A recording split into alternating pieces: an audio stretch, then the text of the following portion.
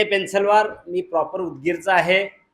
माझं MSc agriculture झालेलं आहे आणि मी ह्या फील्डमध्ये का आलो? मी नेटवर्क मार्केटिंगमध्ये जवळपास 20 वर्षापासून काम करतोय आणि मला इथं सांगायचं आहे की तुम्हाला की मी नेटवर्क इंडस्ट्रीला कंटाळलो होतो. पण फक्त ह्या इंडस्ट्रीमध्ये का आलो परत मी? तर मी फक्त माझ्या आजाराच्या प्रॉब्लेममुळं आणि मला रुमॅटिक आर्थरायटिसचा प्रॉब्लेम सुरू झाला होता. टेनिस एल्बोचा प्रॉब्लेम सुरू झाला होता. त्याच्यानंतर मला प्रोस्टेटचा प्रॉब्लेम सुरू झाला होता. माझ्या डोक्यात एक गाठ होती, ती कशाची होती मला माहीत नाही. किडनी स्टोनचा प्रॉब्लेम झाला होता आणि माझं MSc ॲग्रिकल्चर झालं आहे. मी रिसर्च डिपार्टमेंटला होतो. पण दोरकर सरांकडे मी गेलो होतो माझं दुसऱ्या कंपनीचा एक प्लॅन घेऊन आणि सरांनी माझं प्रेझेंटेशन ऐकलं, त्यांचं प्रेझेंटेशन मला दिलं आणि मी वर्ल्ड बेस्ट न्यूट्रिशन कंपनीमध्ये काम करत होतो त्यावेळेस.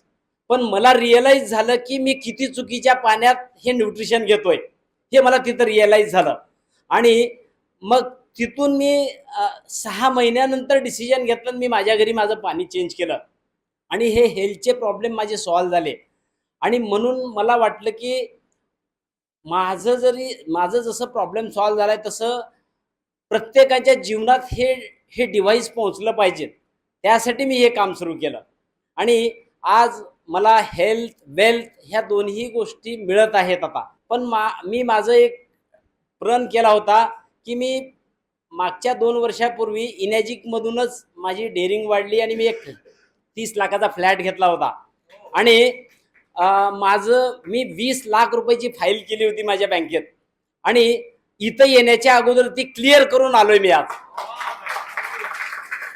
आणि आज मला EMIचं टेन्शन नाही, कारण 15 वर्षाचा EMI होता माझा 20,000 रुपये पर मंथ. तर तो मी क्लिअर केलाय आज फक्त इनॅजिकच्या माध्यमातून.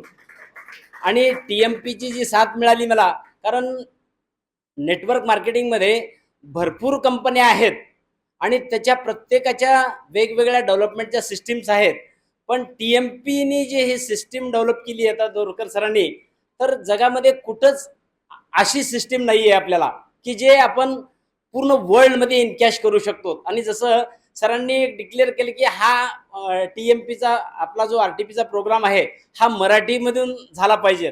तर माझं एक महिन्यापूर्वी एक कॉन्टॅक्ट झाला माझा कोरियाला आणि तिथं एक असे मला एक असे मित्र भेटले की त्यांचे 30 देशात कॉन्टॅक्ट आहेत आणि त्यांनी फक्त आपलं हे TMPचं मराठीमधून यूट्यूब चॅनल आहे आणि हे त्यांना रिअलाईज झालं तिथं. त्याच्यामुळं हे नेटवर्क बिल्ड होऊ शकते. आता हा माझा बिझनेस मल्टी कंट्रीमध्ये जाईल हे असं मला जाणवतंय आता. नमस्कार, मी प्रीती संजय पेन्सिलवार, उदगीरला राहतो आम्ही. तर मला हेल्थचे खूप प्रॉब्लेम होते, सरांना तर होतेच, पण मला मायग्रेन मेजर प्रमाणात होतं आणि फायब्रॉइड आणि सिस्टचे पण प्रॉब्लेम चालू झाले होते. मायग्रेन म्हटलं की सगळ्यांनाच माहिती की चिडचिड आली, त्यामागची ॲसिडिटी आली, डोकं दुखणं आलं. घरात साधं जर 2 मुलांनी पण जर धिंगामस्ती केली किंवा साधी बडबड जरी केली तर सहन व्हायचं नाही. माझं मेडिकल बॅकग्राऊंड नाही. जे मेडिकल फील्डमध्ये असतील त्यांना माहीत असेल की मी डबल डोसमध्ये गोळी घ्यायची, मायग्रानिल आणि सेल्बियम. तर ती डबल डोस गोळी जर जास्ती दिवस घेतली तर डॉक्टरांचं असं म्हणणं होतं की हे ट्यूमरपर्यंत पोहोचू शकतं. तर मग सततची घरात चिडचिड असायची तब्येतीमुळे किंवा काहीतरी. आणि सर तर नेटवर्क मार्केटिंगमध्ये होतेच. मी पण इमिटेशन ज्वेलरीचं शॉप चालवते माझं स्वतःचं. इन्कम तर दोघांचं पण होतं, पण आम्ही दोघं पण खूप ॲम्बिशियस आहोत. स्वप्न मोठे आहेत. सामान्य परिवारातून आलेलो आहोत. मी तर अगदी छोट्या गावातून आलेली आहे की मला फक्त शिक्षण मिळालं आहे आणि संस्कार मिळालेत आणि आई-वडिलांनी हे रुजवलेलं आहे की शिक्षणाच्या जोरावर तुम्ही आयुष्यात काही मिळवू शकता. तर तो माझा बेस आहे.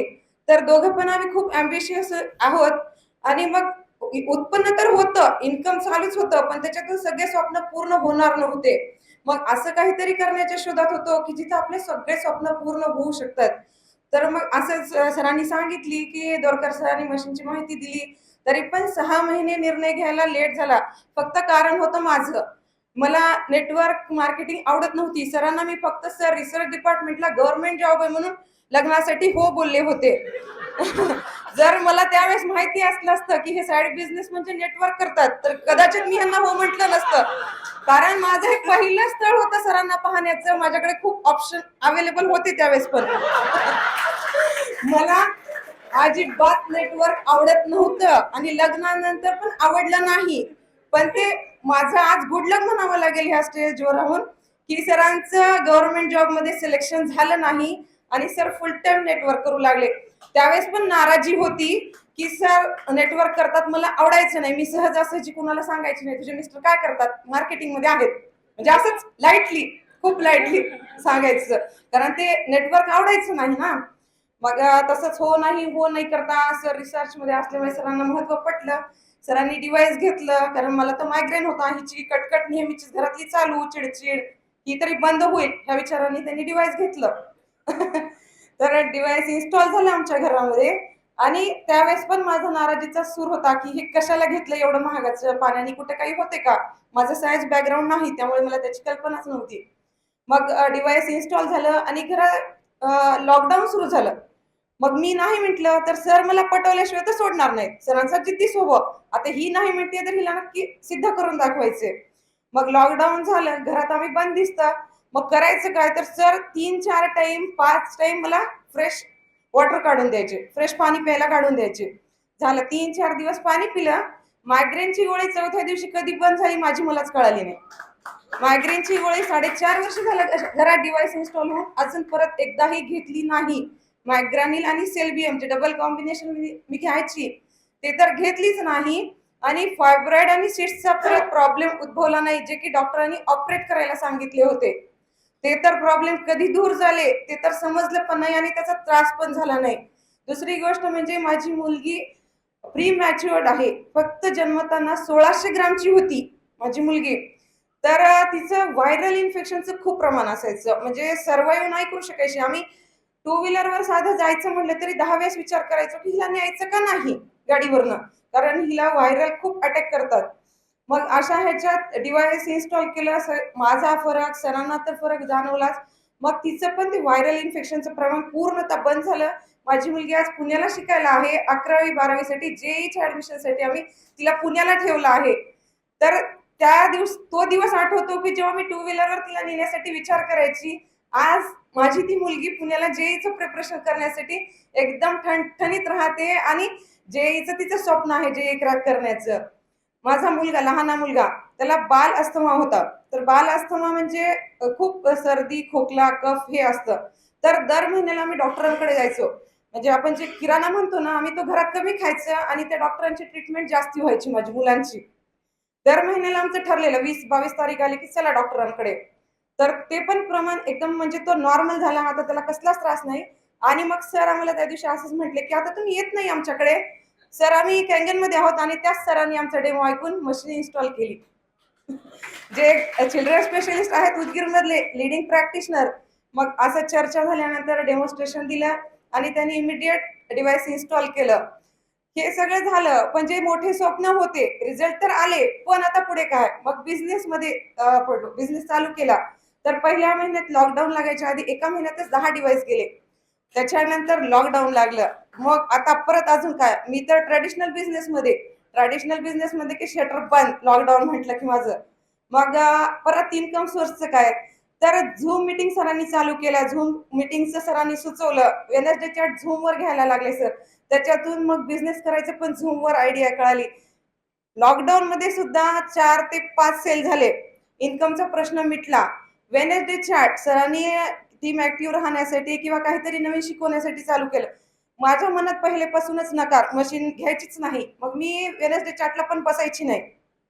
पूर्णतः नकारच नकार नेटवर्क मार्केटिंगला. मग वेडनेसडे चॅटला का बसू मी? नाही बसणार. मग सरांची जिद्द की हिला चांगल्या गोष्टी हिच्या कानावर पडल्या पाहिजे. सर अक्षरशः मी किचनमध्ये काम करत असताना तेव्हा वेडनेसडे चॅट सकाळी असायचा. सर फ्रीजवर मोबाईल ठेवून सर तिथं चेअर टाकून ऐकायचे. का तर सरांचं वेडनेसडे चॅटचं सेशन माझ्या कानावर पडावं म्हणून. मग त्यातून चांगल्या गोष्टी शिकत गेले. जे मला मायग्रेननी जे निगेटिव्हिटी आणली होती किंवा आमच्या घरात फॅमिली क्लॅशेस होते, त्याच्यातून पूर्णतः निगेटिव्ह स्वभाव झाला होता माझा. सततची चिडचिड आणि आयुष्यात आपण मध्यमवर्गीय आहोत, काही होऊ शकणार नाही ही कल्पना म्हणजे पक्क घर करून बसली होती. तर मग वेनेसडे चार्टमधून एक सेशन होतं व्हिज्युअलायझेशन, की जो आप सोचोगे वही आपके साथ होगा. तिथून मग पूर्ण विचार बदलले. व्हिज्युअलायझेशन मग चांगल्यासाठी करा. जे तुम्हाला आयुष्यात पाहिजे ते व्हिज्युअलाइज करा. तर तिथून नवीन प्रवास सुरू झाला, नवीन प्रीती घडली आणि नवीन स्वप्नांना आकार मिळायला सुरू झाला. व्हिज्युअलाइज केलं की हे घर छोटं पडतंय, मोठं घर घ्यायचं. घराला लागूनचा फ्लॅट मिळाला. दूर जायची पण गरज पडली नाही माझ्या शॉपला, माझ्या बिझनेसला. कुठेही धक्का लागला नाही. जिथं माझे कस्टमर पूर्वी यायचे तिथंच व्यवस्थित सेट झालं आमचं घर आणि शॉप माझं. ते स्वप्न पूर्ण झालं मोठ्या घराचं. गाडीचं स्वप्न पूर्ण झालं. मुलांना हायर एज्युकेशन द्यायचं होतं. बिझनेस वाढत गेला, फायनान्शियल फ्रीडम भेटत गेलं. मग सरांचा बिझनेस बघून मला पण वाटलं मी जर लेडीजचा व्यवसाय करू शकते, तर इनर्जिकचं पण काम करू शकते. तर मग शिकायचं कसं? तर मग त्यावेळेस शीतल मॅडमनी फ्रायडे चार्ट चालू केले. तर सरांचा डेमो पाहून वाटायचं माझं तर सायन्स बॅकग्राऊंड नाही. अरे बापरे, मला काय हे जमणार एवढ्या क्लिप दाखवायच्या आणि हे काय जमणार? मग शीतल मॅडमनी एकदम सोप्या पद्धतीत जसं प्रायमरी टीचर स्टुडंटला शिकवतात स्टेप बाय स्टेप लेसन्स किंवा जे टेबल्स असतात नंबर्सचे, तशा प्रकारे शीतल मॅडमनी मला म्हणजे सर्व लेडीजच्या टीमला शिकवलं. आणि त्यातून मग आज त्यांनी प्रॅक्टिस एवढी करून घेतली की डेमो देणं पण अवघड काहीच वाटत नाही. आज तेवढ्या स्लाइड्स आहेत, पण आम्ही 30-40 मिनिटात 50 मिनिटात केव्हा त्या स्लाइड संपवतो आणि व्यवस्थित डेमो देतो हे कळालं पण नाही. एवढी शीतल मॅडमनी प्रॅक्टिस करून घेतली. आणि जेव्हा इनेजिक केंगेनचा इन्कम प्लॅन ऐकला, मी म्हणजे एम.कॉम झालेलं आहे माझं. इकॉनॉमिक आवडता विषय माझा, फायनान्स इकॉनॉमी. तर त्यामुळे मग प्रॉडक्टपेक्षाही इन्कम प्लॅन आवडला. जेव्हा सरांकडून ऐकला इन्कम प्लॅन, तेव्हा जास्ती प्रोडक्टचे तर रिझल्ट भेटले, पण इन्कम प्लॅनमध्ये जास्ती इंटरेस्ट होता. मग इन्कम प्लॅन परत शीतल मॅडमनी इन्कम प्लॅन शिकवला. इन्कम प्लॅनची पण भरपूर प्रॅक्टिस करून घेतली. जिथं आमचे सर 40 मिनिटात इन्कम प्लॅन देतात, त्या दिवशी मी 25 मिनिटात इन्कम प्लॅन दिला. कारण तो पूर्ण आवडीचा विषय होता, की फायनान्शियल फ्रीडम व्हायचं हे लहानपणीपासूनचं स्वप्न होतं मध्यमवर्गीय घरातून आल्यामुळं, की कुठल्याही गरजेसाठी अडून नाही बसायचं आणि कोणासमोर हात नाही पसरवायचे. आपल्या हिमतीवर कमवायचं आणि मोठं व्हायचं. तर हे सगळे स्वप्न टीएमपी मधून एका प्रोडक्ट खरेदीमुळं सगळे स्वप्न पूर्ण झाले. तर थँक्यू टीएमपी.